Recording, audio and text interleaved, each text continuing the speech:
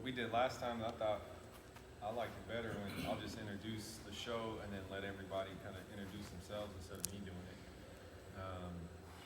So we'll do that. Just say name, position, where you're at, and then we'll kind of jump into it. And we've been doing this almost a year and a half, I think. It's just organic, man. Whatever happens, happens. Hey, let's go. That's how we do it. So, all right. Thank you. All right, welcome back to A3's The Academy Podcast. I'm your host, Ryan Beckwith. Here with Coach AJ. Reggie Bolton, I'm the athletic director at Bakersfield College. Todd, Littlejohn, head football coach at Bakersfield College. So we got obviously two special guests. Some of you guys remember Coach Bolton already, but we're going to jump into this thing quick because, this whole situation that we've gone through in the last year has been extremely difficult, trying to figure out what and why and who and where. And there's been growth over the last couple of years that we were just talking about in the football community of, when you look at other sports, the soccers, the volleyballs, the basketballs, the tracks, there's always been some sort of AAU or club or national team type thing that everybody was trying to get their hands on and covet those positions. And what we've seen over the last couple of years, or maybe 10 years, I guess, Coach, is the 7-on-7 circuit really jumping up. And while that is great for the kids to have something to do in the off season, it kind of gives them a chance to get the X's and O's of football and things of that nature, at least for the skill position guys. We are seeing some trends that can be a little troubling when we start looking at the fact that, for example, in my passion, no one's running track anymore, and, when we start looking at overall athleticism and what you can do on the field, just like Coach AJ and I talked about a couple podcasts ago of, your numbers can be fantastic, but you still got to be able to play football or soccer or volleyball or you name it, insert sport. You still have to be able to play and compete and perform. And so that's really where we want to take the conversation today as we're preparing for our first combine here. We'll get into that later. Really discussing from a coach's perspective, from an athletic director's perspective, what are we looking for here? What are those attributes outside of, hey, you're just a really good football player, or hey, I saw your numbers from this combine, that's all well and good, but where does that conversation go, Coach? Well, when I think about it, you always appreciate the fact that kids do want to compete, yes. Bottom line, because unfortunately you just don't see, young men and young women playing in the street anymore. I mean, I grew up playing in the street, like all the time, and with, growing up in the neighborhood with 21 other guys, we played every Sunday, we played after every BC game, we would play on we literally played every sport actually, when you think about the 8-foot courts back when we were younger, and then growing to the 9 and 10-foot courts, to wiffle ball, we just continued to compete to develop ourselves, obviously, at that time, and then be able to parlay that into the various sports that we play. The downside of it, though, I think now, unfortunately, is you have so many uneducated people that will stick their hands in everything, and obviously recruiting has risen tremendously, and so you have, and everyone's heard the terms of street agents and things like that. So it's been manipulated in the wrong way, unfortunately, and I think a lot of athletes have been used as a result of that, and then who knows where their career and their development will go versus those like yourselves who actually take the time to do research, learn to do it the right way as opposed to the wrong way. And I appreciate that. And, to dive even deeper into that, when you say uneducated, I know what you mean. We all know what you mean. Some people might, what does that mean? Right. So just to clarify, and tell me to shut up if I'm wrong, but really it's the experience, right? It's not only the educational side of it of, do you understand movement? Do you understand power and speed and all those things that are important for a football player? But it's also, do you actually understand the process that it takes to get here and commit to being here? And that's the thing that, we really want to jump into today. And with AJ's experience playing at the professional level, it is so much more than your ability. And we say it a lot here is, the higher level you go in competition, the less your physical skills matter. Sure. Everybody is that good at that point. Every freshman that walks onto campus was an all-star, an all-state, a 5-star, a whatever star, all those things are so like unimportant. They just, once you step on the field, once you step on that campus at the collegiate level, that's just a certificate that you got somewhere. I mean, who cares? Because it wasn't the coaches that you're going to play for or against that gave you those rankings. So really, what does it matter? And I think, like you said, we, you know, because of the street agent aspect and social media aspect and everything else, we're so caught up in what is my ranking? What is my metric?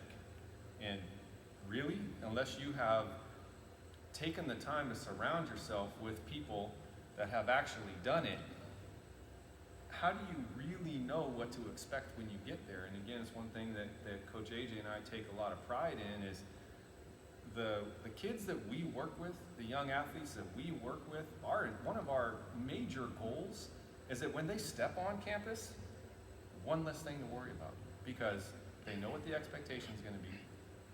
They know how to work out and train and develop themselves. They know how to eat. They know how to take care of themselves when it comes to that aspect. They know what is going to be expected by not just the coach, but the program, and how to stay out of trouble. Because really, if I'm not on the field or I can't come to practice, I'm no longer valuable. So what does that take? And you've seen it far and above. You know, you talk about this a lot. I think it'd be good for you to jump in, going into the NFL as a rookie, and you're walking in there and everyone's like, oh, here's this kid from Fresno State, you know, blah, blah, blah, but we got this first rounder from Alabama or second rounder, whatever it was. Well, that didn't matter. Yeah, none of it, like, and, you know, I try to preach to the guys that I train with that stuff doesn't matter when you get to the pro level, right? Because they care about your film, right? They care about your ability to be healthy, and all those metric things are good for college, getting into college, but once you get to the pro level, like I said, coaches aren't coaching you. They're not teaching you anything. At that point, they expect you to know what to do. They expect you to get inside of your playbook and learn the plays. You should know what cover 3 is, right? I don't care if we're calling it buzz or we're calling it something different. You should know what your landmark is. You should know where you should be at. It shouldn't be a question of, do I know how to do it or where am I going? It should just be like, this is the play. You guys have been playing football your entire life. Go play, right? So when the guys get to that level and then they're still struggling with the X and O's, that's what makes it easy for them to just pull somebody else that doesn't have the same metrics or their abilities or those numbers to get inside, because they have the want to, you know, be a pro at the college level, right? Study your film, know what you're doing. So like I said, when you get to the pro level, you have to do it. Right. Otherwise you lose your job. Right. You literally, trust me, because as a player, when you're making more than the coaches, they're looking to throw the coach out before they get rid of the players, 100% of the time, right? So the coach is going to be on you to be in your book, so his job isn't at risk, right? And if his job is at risk, the first thing he's going to do is put somebody in that wants to know that knows what they're doing, that's going to get the job done, right? So it's your job to do that. Everybody else we're already on par with our athletic ability once you get to the pro level. So those kind of things, like you said, those things get washed out once you get up to that level. Yeah. And then, you know, you look at it from a standpoint of, you know, that intellectual side of things of what are you willing to do? It doesn't mean you have to be a genius to do anything, really. I mean, all of us here are not playing anymore. We are all working professionals. And so, you know, are any of us sitting here trying to challenge Einstein's theory of relativity? No. But at the same time, we all had a distinct characteristic, and that was nothing was going to stop us from doing the things that we wanted to do. And Coach Bolton over here is sitting here nice and quiet, as he usually does. But when you look at it from a standpoint of not only did he play in college, coach at college, was a head coach at the collegiate level, now he's an athletic director at the collegiate level. He's seen just about everything that you can see from a player development standpoint, from a coach's development standpoint, and really professionalism. And what it comes down to is, you know, our entire job as coaches or administrators or whatever that distinction is really about mentoring the younger ones that didn't necessarily have the exposure that we were exposed to once we got to the collegiate level or beyond, because again, I didn't have it as a kid, and I don't think anyone here had that same ability to be here or be surrounded by coaches or people that actually care. And so I say all that to say when it comes down to the mentoring aspect of it, it's not just about the metrics. It's not just about your physicality and your ability to play. It's really developing you as a human. And at some point, sports are going to end. At some point, you are going to stop putting on pads. And then who are you? And did we do our job to get you ready for that? And Coach, I think you're one of the more experienced ones here as far as watching that, not just as the student athletes, but from the coaches and dealing with the coaches on a daily basis, not as a coach anymore, but as an administrator. Yeah, it's a different mindset, and I think, how I approach it as you are developing the human. Mm-hmm. You're developing the overall wellness of the person, and so, the one thing that I try to do with our coaches is like they're the experts at coaching their sport. I don't get involved in that. What I get involved with is the structure around them to support them to be better coaches. And so when I see something with a coach, I'll point it out and say, hey, look at it from this aspect. Like the mindset aspect. I think everything you guys are saying is true. It's like we've gotten to this world where everybody wants it right now. These athletes, social media, we got these street agents who try to be their all, and they're just street agents. And that's why I call them street agents. They're just guys looking for an opportunity to capitalize on some kid's athletic ability. But they're really not developing the kid as a whole person. And so from that aspect, that's what I try to support with all our coaches, our programs, is just, you got to create a human. You got to help develop that person into a all-around athlete. And like you were saying, it's like, you guys are the experts in how to train them. My job is to make sure that they're in the structure that they train and they're doing the other things right, the external things. Because no coach or no athletic director wants a kid that's a problem. I think we've over the area where that guy's just a good athlete and we just go take him and we going whatever he does, we don't care. No, what he does reflects back on the program. So my responsibility as the athletic director is to make sure our coaches and everybody understands that what they do every single day represents us. They don't just represent themselves. They represent the college, they represent the program, they represent their family, they represent their community. And so that's where the mentoring aspect comes in. And so I think that's kind of my approach now, is to see it from a different level, because I've done it all. Yeah. But I think it's what you guys are saying is important for people to understand, is that it's more than just coming in here and lifting weights. Yep. It's more than going to a 7-on-7 tournament and catching a football. Right. It's a whole nother aspect. I think what AJ said was true. Is like when you get to that professional level, them guys pay you to be ready. It's time to there is no more teaching. Either you're ready or you're not. And that equalizer is, what are you going to do mentally? From the mindset aspect of it, as far as getting yourself mentally and emotionally ready to prepare in the process for playing the game, is more important at that level. But I think where we're failing at the lower levels is we're skipping over that, because we think that, this looks good on TikTok, or this looks good on Instagram, and this looks good on social media, so I'm gonna put that out there, and then forget about what did it take to do that. Yeah. And that's the aspect I think people need to focus on. What is the process to being successful, rather than just, I'm successful? Because a lot of us see Michael Jordan and go, I can be Michael Jordan. No, you can't, because Michael Jordan got suspended. He got cut from his team when he was in the junior high school. Nobody knows that. Right. Nobody knows the hours that LeBron and Kobe and all these professional athletes put in the weight room and put in the mental aspect of it. Right. Going to see these sports psychologists and getting their mindsets ready and all that stuff. Nobody sees that. I think that's where, as coaches, we have to redirect these younger athletes. It's like, get into the mental aspect of the game. Right. Because no matter what they do, it's all mental. We talk about it, it's like 90% of the game is mental anyway. People they say that, but they don't realize it really is. And every level you move up, it gets more and more mental. Because, like you said, in high school, you might be the biggest, strongest guy on the field, you dominate. You go to the next level, there's 22, 30, 40 guys that are biggest, strongest, most dominant guys at their high school. Yep. What are you going to do to be different than them? Right. What are you willing to do to be different than the next athlete? Because everybody's training. Right. But what are you going to do differently? So I think we got to, when you look at the whole the overall aspect of it, we have to look at the whole picture of the athlete, not just the metrics. Yep. This guy runs a fast 40. This guy can bench press this much weight. And as a coach, my thing is, I want speed, because you can't coach speed. So you can bench press the house. Can you catch the running back to bench press him to the ground? That's my question. Because at the end of the day, you don't make plays. It don't matter how much you squat. Right. It's, can you get to the guy?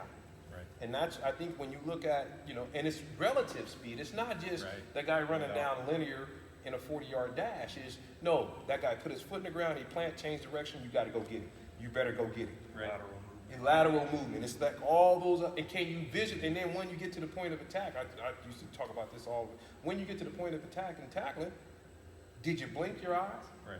What were you looking at? Where was your foot? What was your body position? Right. Did you have your knees bent? Guys don't coach all that stuff. Right. And it's like, dude, that's what makes plays. Right. You know, did you track the football as a receiver? Can you go up and track the ball in the air with a guy draped all over you? Right. How, are you training those things? Guys are not training that. They just go out and throw the football up. I'm like, that's great. 707 drives me crazy. See, you got me on a tangent. It drives me crazy because the quarterback stand back there for 5 seconds, and if you can't pass complete rush. pass against the air with nobody in your face, you should not be playing the sport. Right. What happens when you got a 285 defensive lineman breathing down your neck, in your face, in your throwing window? Can you move your feet, move up, throw the ball, and keep your eyes looking downfield, or are you going to tuck and die? Not to mention the other D linemen. That's exactly. I'm like, jumping over so the there's top. so many other aspects. Yeah, it's like everybody wants to stand back, and it's like and again, I'm a defensive guy. It's quarterbacks and one-on-one. They throw the ball down. Oh, everybody's celebrating. That's great, dude. You should complete it. Right. It's you and the receiver against the DB. You should win 80% of the snaps. Right. That's just the way it works. And if you can't, you shouldn't be playing the game. And what should you be working on? But everybody gets all because again, it looks good on TikTok. I ain't gotta beat this, so I'm gonna go do it. So I go on tangents. This 7-on-7, all this stuff nowadays, it drives me crazy because I think guys are skipping steps. Yep. And then they wonder why, like we were talking about, guys don't get recruited. Well, because you didn't do what it took to get recruited. There's a lot of other things than to just catching the football or squatting or benching or something. Right, and I think it's important too, you know, while we have both of you here, and again, AJ and I will both attest to this, that I think what gets overlooked a lot is people understanding the different levels, right? So everybody sees the brand names and they want to be D1, blah, blah, blah, D1. I mean, you can ask my wife that, I mean, it's one of the most frustrating things that I see all the time because that's all anyone is ever focused on is the D1. Well, it's D1. Well, it's D1. Well, you know, what about a D3? What about the junior college route? And I don't think people really truly understand what it means. I think people see, you know, what's sexy on TV. They watch Saturday afternoon, Saturday morning, whatever. Now it's Thursday, Friday, Saturday, you know, whatever the day is now that they're watching college football. And it's so celebrated. And, you know, what people don't understand is they say, oh, well, my kid's going to Oregon, my kid's going to Alabama, my kid's going to, you know, this D1 school, whatever. And what they don't see behind it, this entire aspect of the humanistic side of it. And just from the last, 10, 15 minutes listening to you two, I'm sending my kid to you first and foremost. Because ultimately, I need my kid, I want the person that I'm training in here to go somewhere where they're going to be cared about. And that's really what matters is, you know, and AJ and I talk to kids about this all the time, that they're getting recruited by this school and this school and this school. Well, this school's offering me to, you know, possibly come on and walk on, but this school offered me, they're calling me every day. They're offering me a ride, you know, they're gonna pay for my education. We're like, well, what are you waiting for? I don't understand what you're waiting for. Like, go. And, you know, that opportunity slip away by just Right. procrastinating and right. trying to wait for the D1 or wait for, you Yeah. know, just send you off.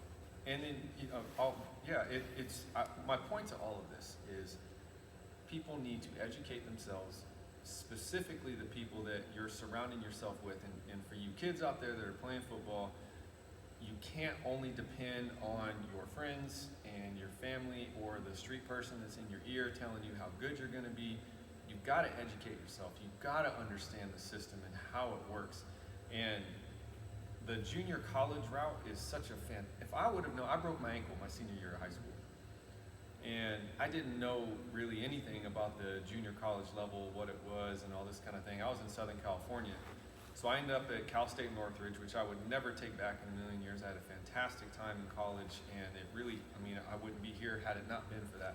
But at the same time, my freshman year of college, Mount Sac won the national championship. And that's in my backyard. I was in high school in Riverside. Didn't know. I wasn't aware. You know, I was one of those kids that was caught up because Cal was calling, Wisconsin was calling.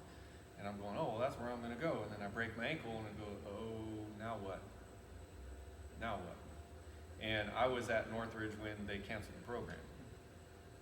So, again, I wouldn't take back now, hindsight being 2020 with the friends that I've had and the experience I had and where I ended up, again, wouldn't take it back. But if I could talk to that 17-year-old Ryan, I'd be like, hey man, there's 5 or 6 community colleges in your vicinity that are excellent programs that are gonna help you grow and become the player you want.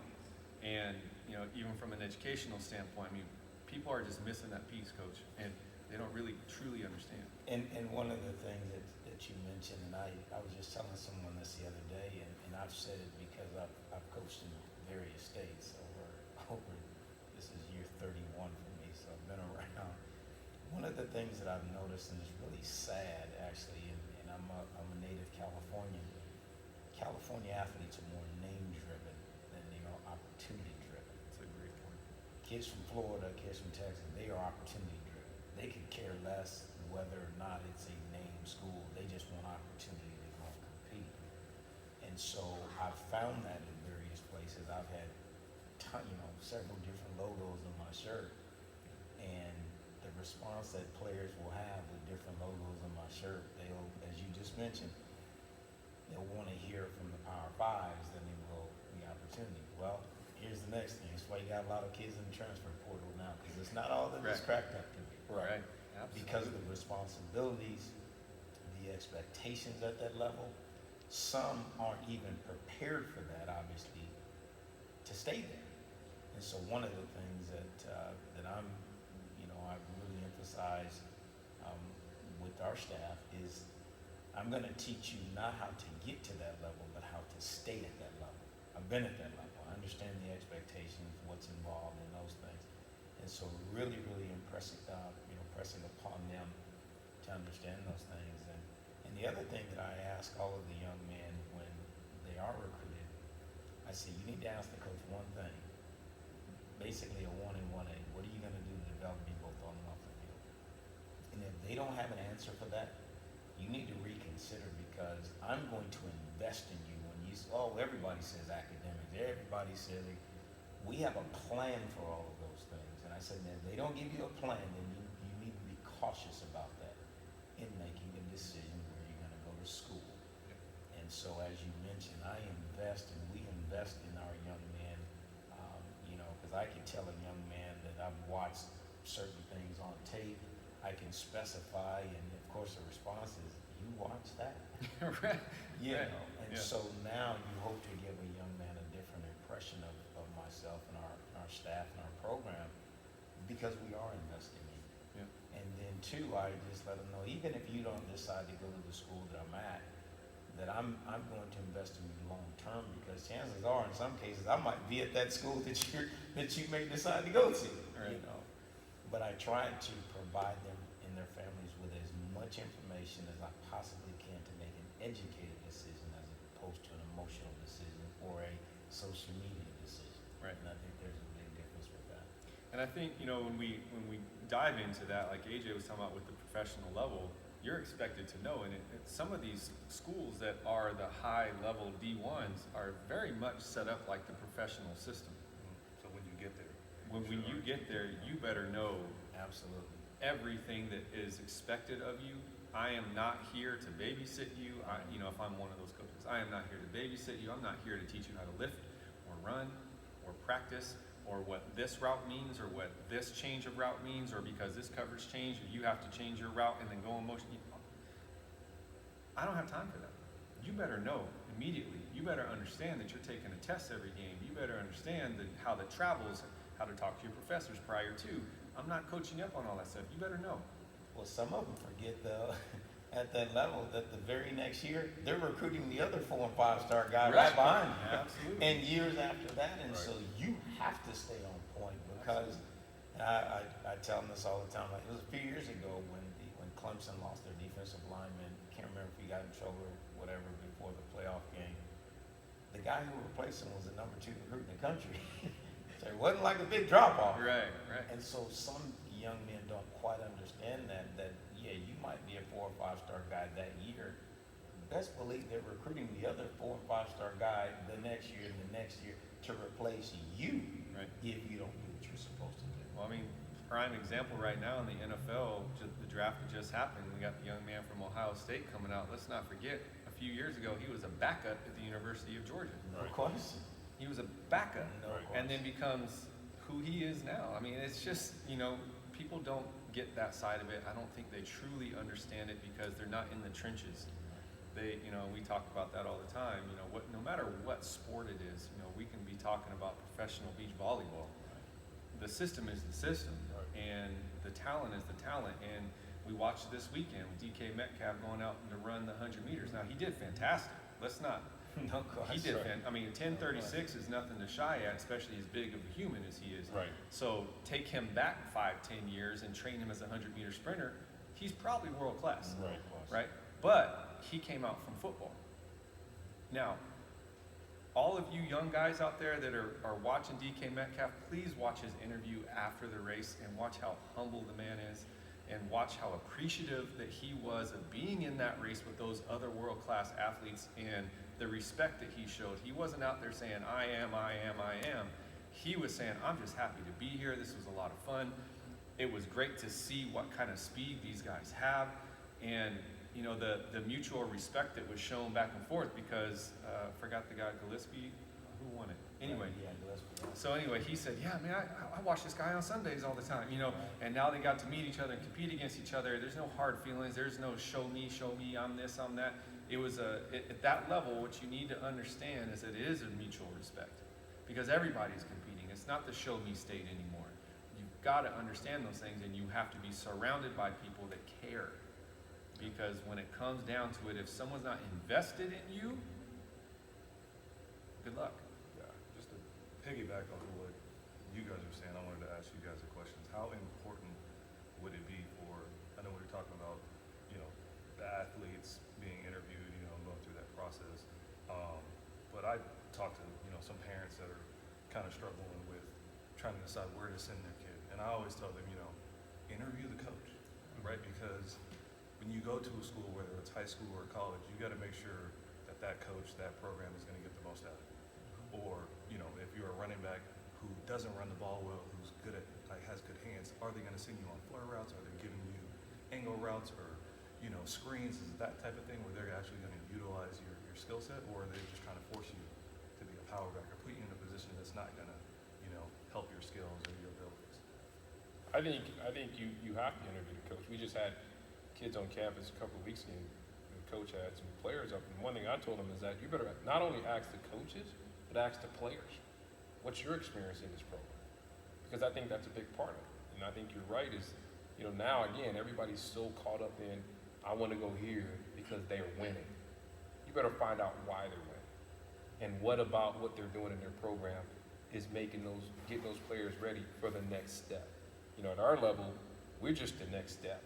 That's all we are, and we know that. We're just the next step. We're just an opportunity for you to get to the next step. And like Coach said, we're going to do everything to show you in our system and in our programs to keep you at the next level when you get to the next level.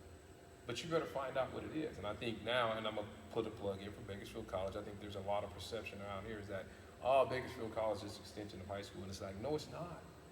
No, it's not, because there's a lot of talented individuals in this town from other places, in this town, this community, that come there that are good at what they do, but you got to be developed, And you can go anywhere. I tell recruits all, you can go anywhere in the state. I'm not saying that other places are not good, but I think we're the best. Because I think we're the best, not because we're just Bakersfield College, because we have people who care about developing athletes. No doubt. We have a head football coach who cares about you as a person. We have coaches, we have people in the community who care about you as a people, and they're going to make sure that you're getting all the aspects of being a complete athlete person when you're at Bakersfield College. And so I think that's what parents have got to look into. Stop looking at the right now or what's great on social media or who's doing that. It's like go and basically take the time to invest and look into the program, because it's not just the team. The team just plays on Saturday. The program develops the individual. Yep. And I think those things need to be in place. So I think it's an important part of that decision. And you tell kids now, it's like, you're 18, you're 19, you're coming out of high school right now. You whatever you do the next couple of years with us could determine where you're going to be 5 years from now. Yep. So this is a major decision. I think sometimes people, and again, because they have so many of the wrong people in their ear, they make short-term decisions that affect their long-term decisions. And they don't realize that. So I'm just like, I think that's an important part of it. It's like, you have to interview the people you're gonna be around for the next couple of years.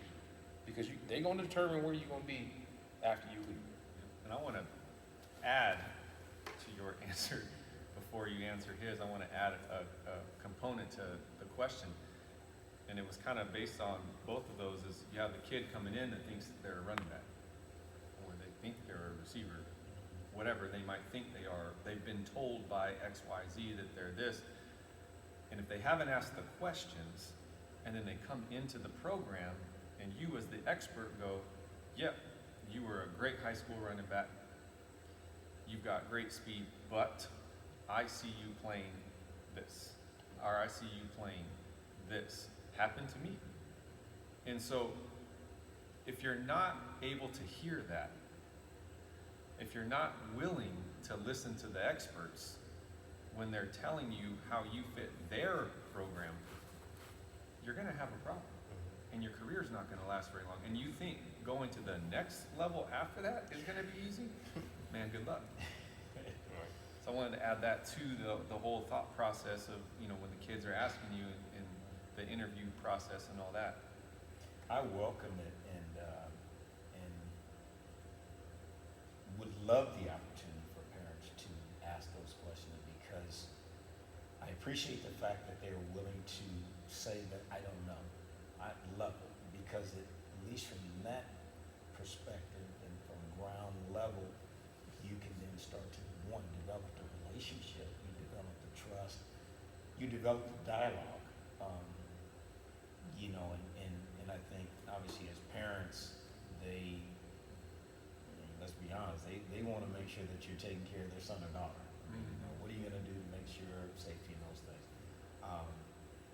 What I get concerned about though, and this has happened numerous times, where I end up talking to the parent more than I do the player.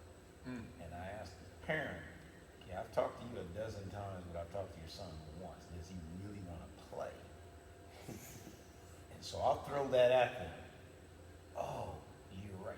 I said, I get that you're trying to make sure that everything, the transition and how we're going to treat him, all of it, but does your son really want to play? And so, and it's hard for a parent to hear, but I'm a parent. You want them to be put in a situation, in an environment that they can be successful. So I appreciate the dialogue that way, because then I can provide feedback for them, and a lot of times for them to have conversations with their son, in this case, to see if them as a parent are investing all this time, is after this commitment, and you really don't want to play, are you kidding me? Right.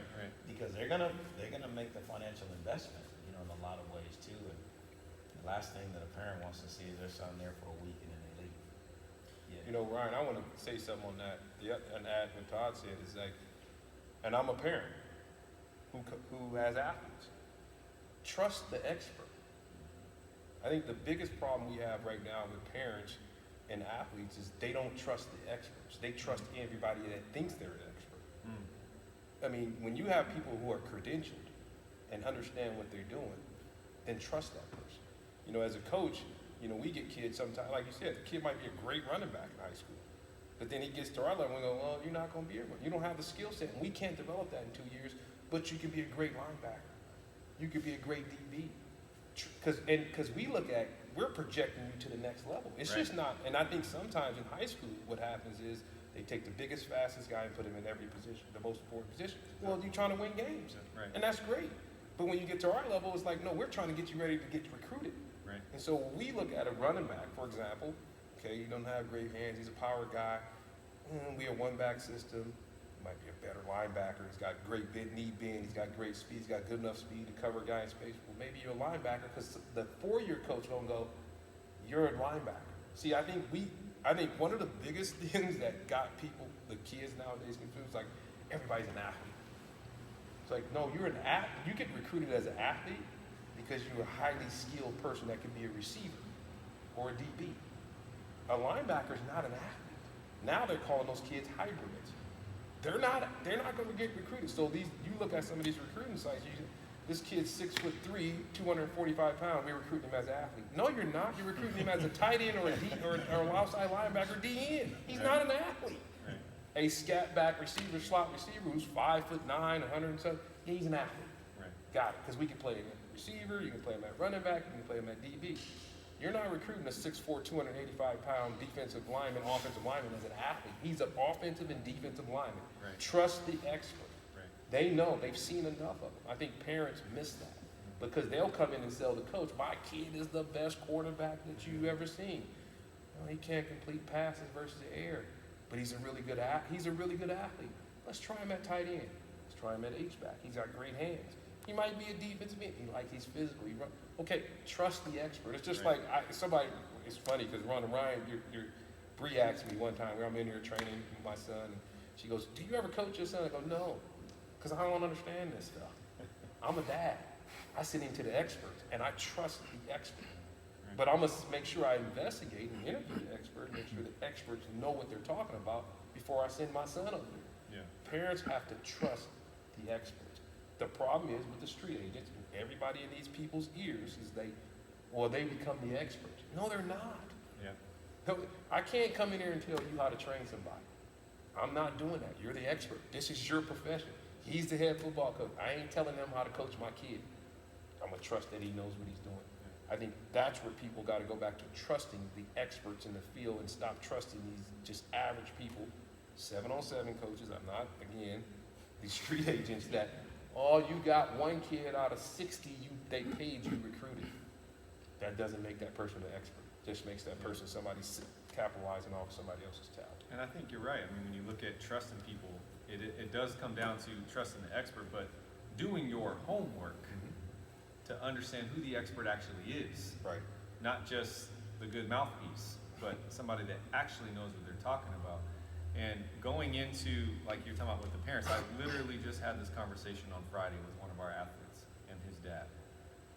And his dad is a very caring individual, is really trying to help his son make it to the next level and all of that. And I said, that is great. It is fantastic that you care that much, that you're investing in your son's potential. But I look at the kid and I go, well, how many times have you reached out? Because when it comes down to it at the collegiate level, I'm not coaching your father. Your father is hundreds, if not thousands of miles away. Are you invested in my program? Are you invested in this logo, this helmet sticker, this team, this community, your education, all of these things? Because, I've reached out to so-and-so and they haven't gotten back. Okay, but they also get 20,000 emails a day. So I tried to explain it to him. I said, well, what position do you play? He says linebacker. I said, how many linebackers are on your high school football team? 10? Okay, so there's 10, but maybe 5 or 6 play. Okay, so we'll use 5 as an easy number for these kids to really understand what's going on for a coach. There's 5 starting linebackers, guys that actually get playing time on each team. There's 20 high schools in Bakersfield. Okay, do that math. Nice. Right? Okay, that's 100 linebackers. Okay, so that's just Bakersfield. We're not talking about the other part of California or Texas or Florida or Georgia or any other state in these huge United States. Okay, so now does every single program need a linebacker every year? Give or take, right? So we've got tens of thousands of linebackers vying for how many spots? Right. Right? And you're worried about a coach not responding to you? And I tell kids this all the time. You call and you email until you get a no. That you bug that coach until they finally pick up the phone or respond to your email and say, thank you for your interest, but we don't have room at that position. If you don't hear that, then you set a timer on your phone every Wednesday, let's say at 10 a.m. or 8 a.m. or 6 a.m., I don't know, and you go to work for 30 minutes and you send out emails and you call, you leave voicemails. If this is what you want, you got to go get it. Because I promise you, when you graduate from college and you don't end up playing in the NFL or wherever, Google's not going to knock on your door and offer you a job. It's not happening. Well, the same principles apply. And AJ would know this, obviously, much better than me. I know even when you talk about free agency, one of the things that you do is you look on a roster and you see what the Yep. See how what many opportunities DBs, are. and yeah. So it's just like I always encourage young men to, when they're looking and thinking about maybe a place to walk on or obviously a scholarship opportunity, look how many linebackers they have. Look at their classification. If they got 5 senior linebackers, it's going to be a pretty good chance that incoming freshman class is going to increase. If they're dominated by sophomore, juniors, they might take 1 or 2. So now, as you just mentioned, that pool becomes very small and very selective, in terms of who they're going to select. And it's so funny because I hear the parents, well, my son, he made all city and all district. And I said, so did the other 500 across the country in the same boat. And I've told people before that at several other places that I've been handed a sheet that says, here's the top 15 DBs in the country, go recruit them. And I can. So they don't quite understand the scope of things. Right. Yes, I have a recruiting area. However, at certain schools, you do have the ability to get the elite. Right. Period. Right. So I know that sounds harsh oftentimes to parents because they feel like their son is elite, and they should. Right. But be realistic, and again, look at opportunities more than the name oriented. And I think Absolutely. those things will really help, to help that process. And would you say, from an athlete's perspective, what is your advice as far as being the head coach? Obviously, you're not going to be the one always getting the emails, but my point to that is, what is your advice to that kid that's interested in playing at that level, looking for the opportunity? How many emails do I send? Do I burst and blow up your email until I get a response? Like, what is that advice there? Ironically, I don't suggest to do this. However, it was very ingenious in marketing. Back in the VHS, the VCR days, seemed like it wasn't very long ago. There was a young man, and you could put the title obviously on the outside of the tape, and he put best DB in the world. So what does that make you do? Pop it in there to see. Right. Very ingenious, and I thought. So we do get inundated with emails, but something catchy to where it gets your eye. And that's, and so because the coach is gonna, let me see, I'm gonna click this and Yeah. see what happens. And because so many kids, not only is the approach ineffective, but then how they set up their tape. And I always equated to have an appetizer for the first 2 or 3 plays that I want to actually see the meal, that I want the meal. If you say you're an athlete, don't show me that you're punting. Right. But you say you're DB. Really? I mean, so now the other thing is, I look at personally, and I know on many staffs that I've been on as well, if you only show 2 or 3 clips per game, if I were to watch that entire game, is it only going to be 2 or 3 clips that I see to be playing effectively? We will also look at another young man on your team and we'll watch his tape and see what you do to see if you're actually playing or not. So if it's an offensive lineman, for an example, as a tackle, we'll then pull up that guard and see what you're doing. Right. To then see if you actually can play. I mean, so there are different things that we do. So of course the moral to the story is play hard every single play. Right. And have more plays that you're highlighted. It just so happens that you only chose X amount of plays to put on a tape, but there's more to be seen, and that's what you want. Because I know for offensive and defensive linemen, I mean, how many highlights are they going to put? But most O and D line coaches, they're going to watch a game tape, Right. and they're gonna look a little bit different than a skilled guy. So there are effective ways as recruits to put your film together, and then again, from a marketing perspective, saying something or putting something on there that makes a person want to watch it. I would always tell guys, give me your top 5. Because if you can't hold my attention for 5 plays, I'm not watching the rest of the tape. So I always tell guys, give me and like you said, don't give me 5. If I'm a defensive lineman, don't give me a assisted sack. Give me a sack. And then, like Coach said, every coach got their deal. Mine was effort and speed. It's like if I watch a film, you better be showing me effort on every play. If I see you take it down off, I can't coach effort.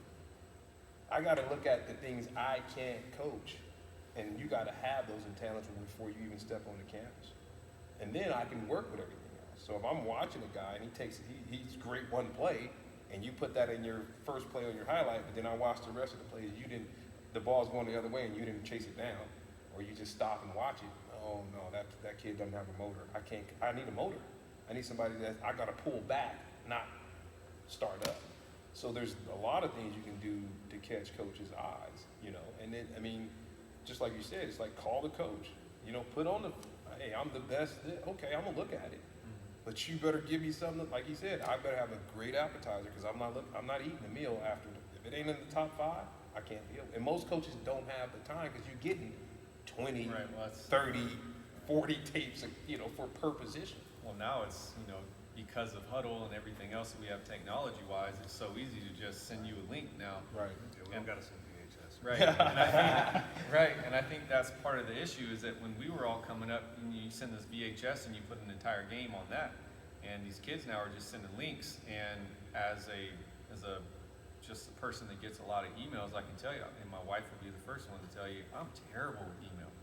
I'm terrible with it because I get so many of them. Right. And some of them look the exact same, so when I'm scanning to see if there's anything new and it looks the exact same, and then I find out 7 hours later that it was actually really important, I go, oh my gosh. So, and I tell kids all the time, like just being here, just going through a session and working out, like if you don't hear from me, that doesn't mean I'm ignoring you. Right. Just, if you want it bad enough, show up, you know where the place is, or call me until I answer.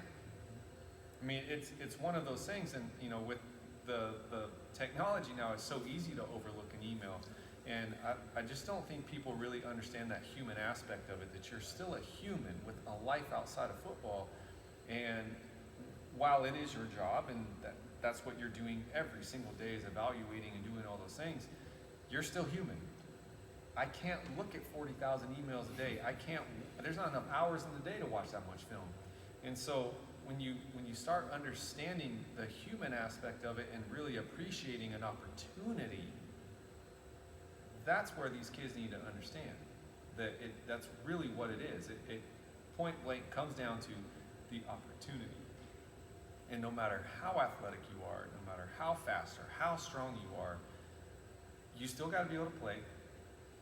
You still got to come to work. And the questions are not going to get any easier. I mean, really. And that's what I don't think people understand. I think, what kids got to keep in mind is, whether we're talking about Michael Jordan, LeBron James, Jerry Rice, Deion Sanders, these people, they have something intrinsic inside of them. They're paying attention to the details, right?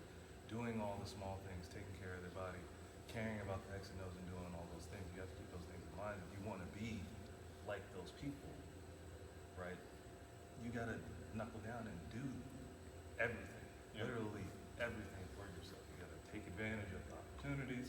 You got to know how to feed yourself, how to maintain your weight, and all those different things, because nobody's going to do it for you.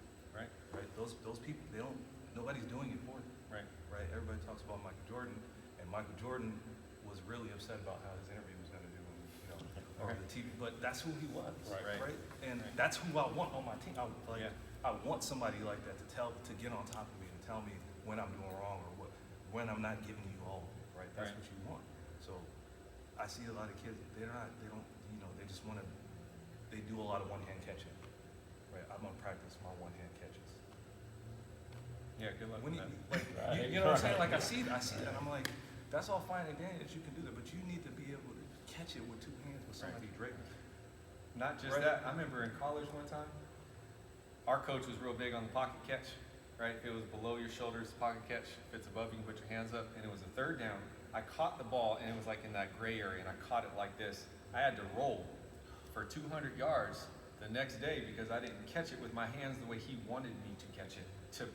To talk to your point, it's that specific. Yeah, because again, what happens there is 9 times out of 10, A you DB better would catch come it like through, that. a good DB Yeah, like good AJ DB would have come behind me and through. knocked my hand down. That's There's right. nothing And I it could've just done helps about me it. when you got Right, exactly. That But was my you're point. 100% right. You know, Odell Beckham makes that catch. The next time you see kids out, everybody's practicing one-handed catch. I'm like, you can't even catch it with 2. Right.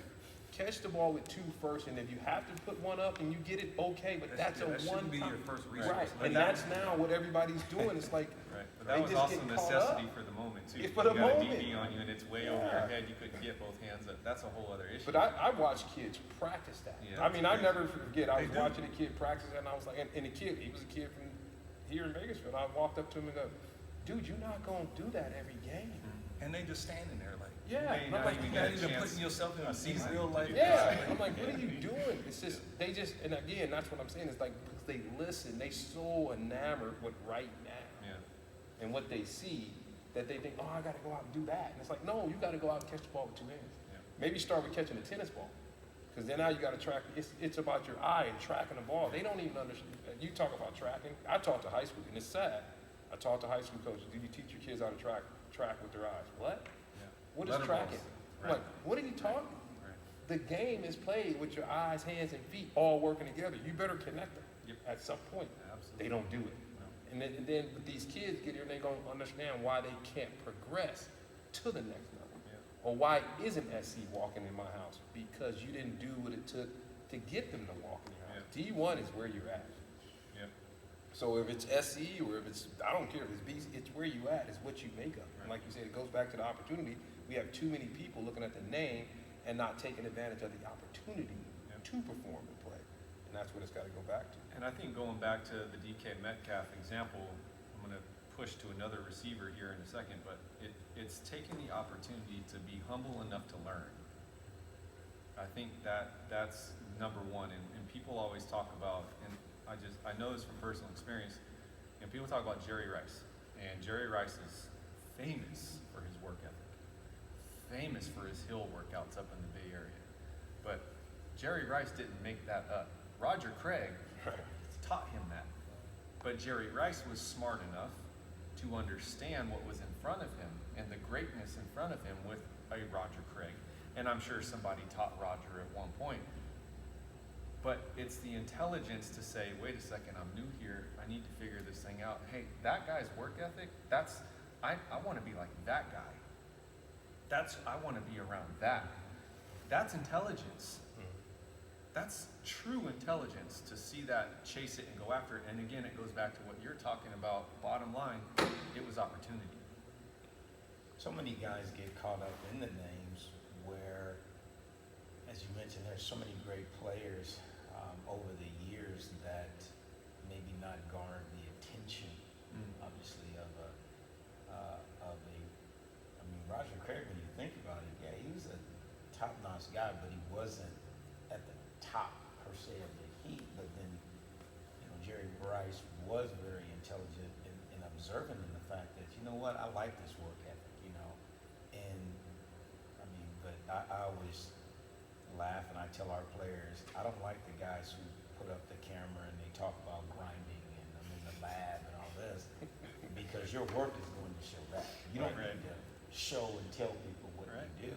Right? And so how many people, and you can, AJ, you made me think of this, when you look at the top athlete of every sport, how many of them are showing off what they do? Hardly any. Because you hear the stories of a Kobe Bryant going and working out after returning home from a game and shooting X amount of shots. You hear of a Tiger Woods out on a golf course at night playing the brain, practicing. You hear of all of these different people in their various sports to get that work ethic. Well, how many people coming up want to do that? They want to talk about doing it because and they want to glamorize doing it, but do they really sincerely want to put the work in? And obviously with this facility, being able to do some extra, being able to learn more about how can I take care of my body? What are some of the things I can do in the quote unquote off season, how then to prepare myself, for the fall. They rather just put it on, and it becomes cliches, it becomes hashtags, it becomes all of that, and I'm like, you're not really working. Right. So, it's like we tell them, you want to be A or B students, sit next to A or B people in class, learn from them. Not the guys in the back that show up late and leave early unprepared. Right. And so surround yourself with people who are going in the direction that you want to go. And oftentimes, those aren't the glamour people. Those aren't the people with the big names or but there's a reason why a Michael Stewart will survive, 10 years in the NFL drafted in the 8th round out of Fresno State. There's a reason. Yep. There's a reason. There's a reason why an Emerson Walls in the 12th round from Grambling will survive in the league. So, but those aren't your household names, so to speak. And I think there's a lot to be said and learned from guys like that as well. Absolutely. That's a great ending to it right there. I don't think much more needs to be said. As Art would say, hey, Art, good luck out there, man. We know you're out there playing and you can't be here right now, but keep up the hard work. But as you would say, that was bars and that was it right there. Mic drop. Yep. Thanks for joining us. It was a pleasure having the special guest that we will definitely have back on the show. Let's get back to work.